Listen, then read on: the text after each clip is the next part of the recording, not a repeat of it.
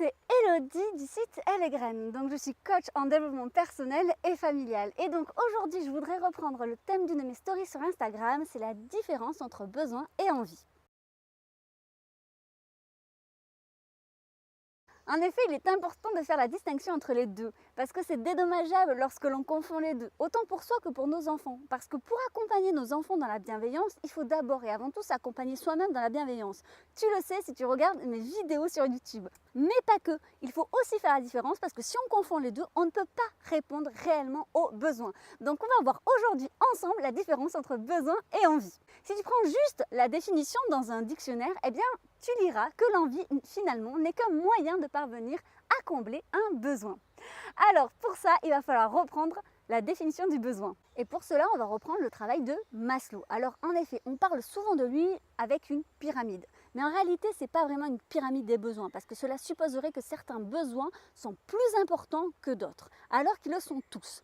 Mais, en effet, il y a cependant une liste des besoins qu'il faut atteindre, c'est-à-dire que tant que tu n'as pas comblé le premier stade, tu ne pourras pas combler le deuxième stade et ainsi de suite. Et le tout premier, eh bien, il est très logique, il s'agit de besoins physiologiques. Alors les besoins physiologiques, qu'est-ce que c'est? C'est effectivement respirer, boire, manger et dormir. Tu comprendras donc aisément que si tu ne remplis pas ces besoins physiologiques, notamment lorsque bébé ne fait pas les mêmes nuits que toi et donc tu dors très très peu, il est donc difficile de passer aux autres stades. Parce que c'est la base. Le deuxième besoin important, c'est le besoin de sécurité. Et qu'est-ce qu'on entend par le besoin de la sécurité? Eh bien, une fois adulte, c'est le fait de pouvoir s'octroyer soi-même sa propre sécurité. Et ça, c'est intimement lié avec l'éducation, avec la sécurité affective que l'on a eue enfant. Et c'est aussi pour ça qu'il faut s'intéresser finalement à la parentalité positive, à l'éducation bienveillante. Tu sais bien que plus tu vas finalement réassurer ton enfant petit sur sa propre sécurité, et plus il aura de facilité, une fois adulte, à assurer sa propre sécurité. Le troisième besoin, c'est l'appartenance. Mais attention, il ne faut pas tout confondre. Là, il s'agit d'une appartenance pour soi et par soi, c'est-à-dire au niveau de son estime de soi. Et ça, c'est très important, c'est un réel besoin de se sentir bien en phase avec ses propres valeurs. La quatrième étape dans l'échelle des besoins, c'est celle de la reconnaissance. Et donc là, c'est forcément dans les yeux de l'autre. Et oui, on a tous besoin d'amour, on a tous besoin de se sentir aimé et accepté pour ce que l'on est. Et donc, il faut chercher forcément des personnes avec qui on partage les mêmes valeurs, avec qui on partage les mêmes principes, ou en tout cas des personnes qui nous respectent et qui nous acceptent comme nous sommes. Et ça, c'est très très important.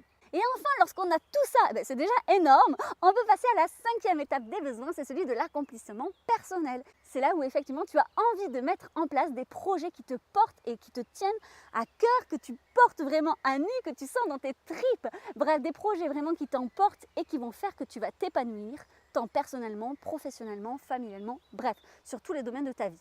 Pour faire simple, un besoin, il ne dépend finalement que de soi. Tandis qu'un désir, parfois, ça peut mêler une autre personne. C'est pour ça que d'ailleurs, il faut bien faire la distinction entre les deux. Parce que tes besoins, il n'y a que toi, finalement, qui peut y répondre. En plus, un besoin est vraiment permanent. C'est-à-dire que même, finalement, si tu réponds à plusieurs désirs, le besoin n'est pas comblé. Parce que ça veut dire soit que le désir ne convient pas au besoin, il ne répond pas au besoin, soit finalement, il n'est que compensatoire. Et on va voir ça de suite. Car finalement, ne pas répondre à un besoin, qu'est-ce que cela engendre? Ça amenuise ton bien-être, bien évidemment. Mais au-delà de ça, cela va avoir des impacts négatifs puisque tu vas ressentir des émotions très désagréables qui vont être difficiles à accompagner, surtout si au fur et à mesure le besoin est très contrarié. Ça peut même générer du mal-être, de l'anxiété, du stress, un burn-out ou carrément une dépression. Tandis que ne pas répondre à un désir, cela va juste générer, et c'est déjà énorme, de la frustration. Et c'est bien connu, beaucoup d'entre nous ont du mal à finalement faire face à la frustration. D'ailleurs, j'en avais parlé dans mes 50 fiches outils pour accompagner ces émotions, parce que même si la frustration n'est pas une émotion en tant que telle, c'est un sentiment très difficile qui peut générer justement beaucoup plus de frustration et du mal-être au quotidien et qui va ressurgir négativement sur ta famille et notamment sur tes enfants. Alors oui, bien sûr, certaines envies vont répondre à un besoin, mais d'autres envies sont totalement compensatoires. Je vais te donner un exemple concret. Par exemple, si on prend le besoin de se nourrir. Alors, dans ces cas-là, tu vas avoir faim. Et pour répondre à ta faim, il y a plusieurs possibilités. Donc, les envies de manger, effectivement, ça va répondre à un besoin. Mais par exemple, lorsque tu as une envie folle de chocolat, ça ne répond pas forcément au besoin de manger. Ça répond certainement à un autre besoin. Effectivement, c'est là où certaines envies sont compensatoire. Comme par exemple, j'ai envie de manger du chocolat parce que finalement j'ai un problème de reconnaissance. Alors l'envie ne va pas répondre à un besoin, mais parfois par névrose collective, par les exemples que l'on a eu enfant ou par des schémas finalement sociaux, eh bien on a tendance justement à avoir beaucoup d'envies compensatoires. Et ça crée énormément d'addictions notamment, comme par exemple la cigarette ou le sport à outrance ou ceux qui se noient dans le travail ou la nourriture. Bref, il y a énormément de possibilités finalement de compenser un besoin qu'on n'arrive pas finalement à combler.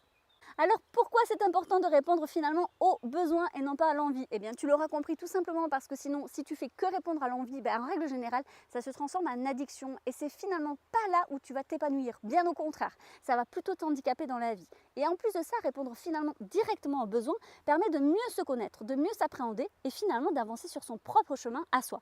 Parce que encore une fois, répondre aux besoins, eh bien c'est se recentrer, se re-regarder soi et donc faire fi de tout ce qui nous entoure, la culture, l'éducation, le poids historique, le poids anthropologique, le poids sociologique.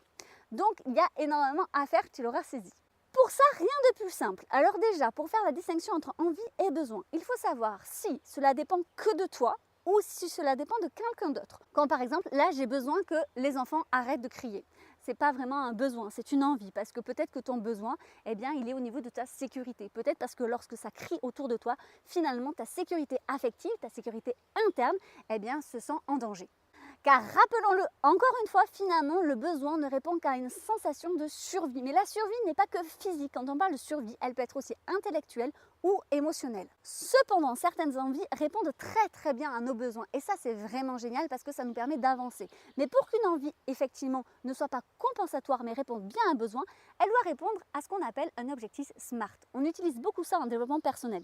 Je ne suis pas fan de ces outils, mais celui-là, je le trouve vraiment très intéressant, donc je te le partage. Alors, pourquoi on dit SMART? Eh bien, parce que c'est selon les lettres qu'on utilise. Donc, le S, c'est pour spécifique.